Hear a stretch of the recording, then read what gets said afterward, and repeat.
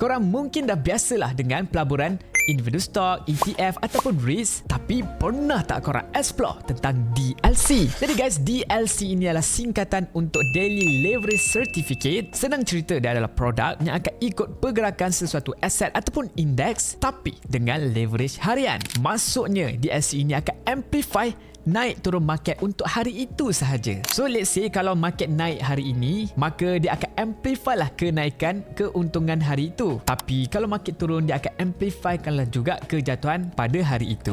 Sebab itulah DLC ini bukanlah tools untuk korang simpan lama-lama seperti saham ataupun ETF. DLC ini lebih kepada tools untuk short term trading ataupun nak ambil peluang lah pergerakan market untuk jangka masa pendek. Dan kebiasaannya digunakan oleh trader yang dah faham lah tentang risiko leverage. Dan yang menariknya, DLC ini tidak sama seperti leverage biasa. Sebab di DLC ini korang tak guna margin. Jadi dengan itu korang tak adalah margin call. Leverage ni dah fix daripada awal lagi dan dia akan reset setiap hari. Struktur yang diguna pun lebih transparent. Cuma korang kena faham lah dulu cara nak kira sebelum korang guna. Jadi untuk investor yang dah biasa dengan ETF ataupun individu stock, DLC ini boleh menjadi satu lagi alat tambahan untuk korang faham dan juga respon kepada pergerakan market. Yang penting fahamkan dulu konsep dia dan baru decide lah sama ada UBS DLC ini sesuai untuk strategi korang ataupun tidak. Jadi antara salah satu kelebihan DLC ini adalah di mana korang boleh trade US stock walaupun dalam waktu Asia. Sebab harga DLC ini dia akan mengambil kira pergerakan market US yang berlaku overnight. Jadi dengan itu korang tak perlu tunggu market US buka, korang dah boleh